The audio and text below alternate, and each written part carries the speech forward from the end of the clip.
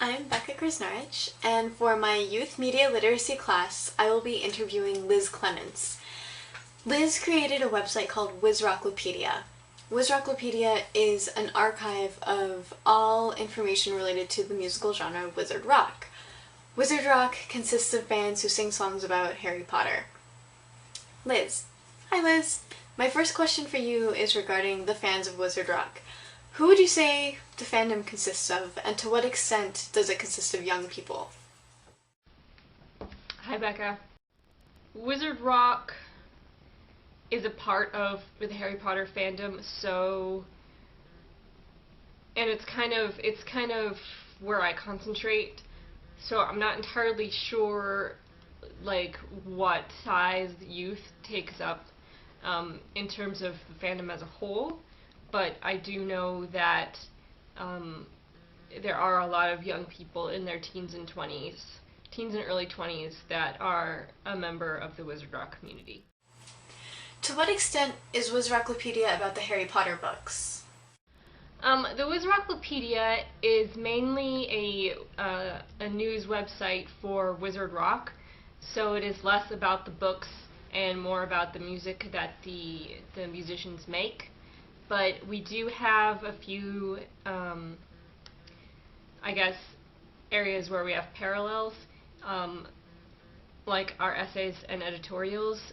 There's one about art theft, and like the HP Alliance, we have a tendency to use parallels to the series in descriptions of things, like when evil strikes, it's a Death Eater's fault, and things like that.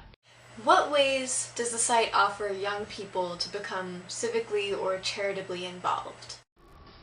Wizard Rock by itself sort of encourages young people to be more charitably involved, socially interactive, that sort of thing.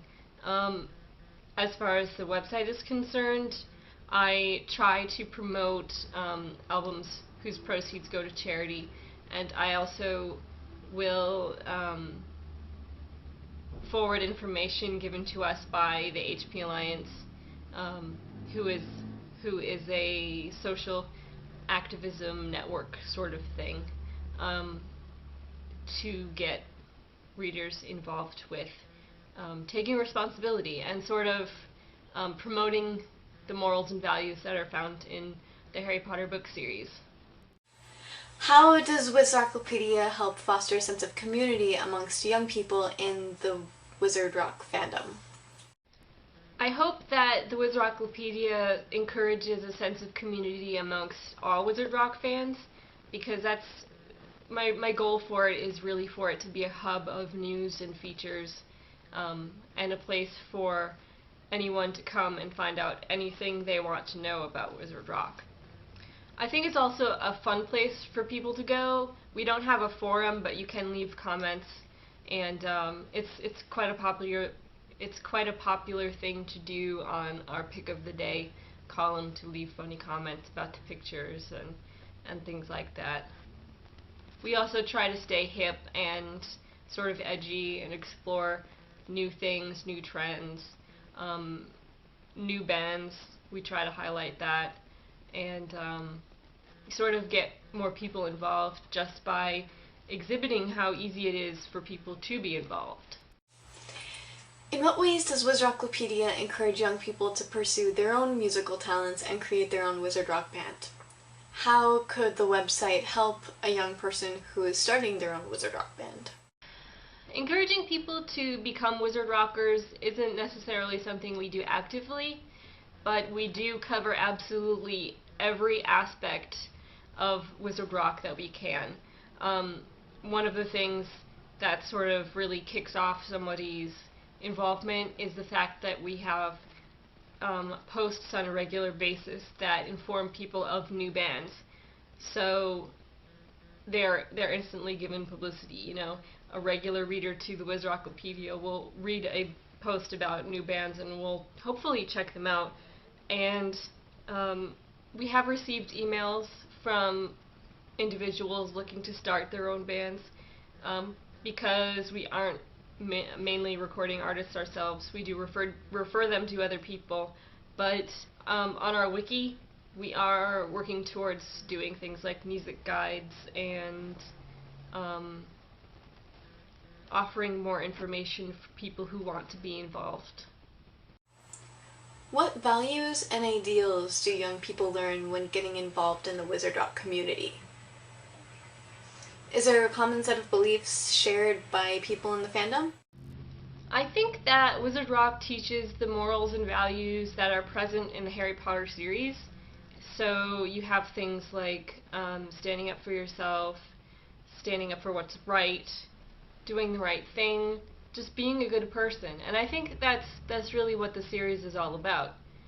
And the fact that there are hundreds of thousands of people involved in something like that is just incredible. How reliant on the books is the community now? How has the Harry Potter fandom grown since its inception?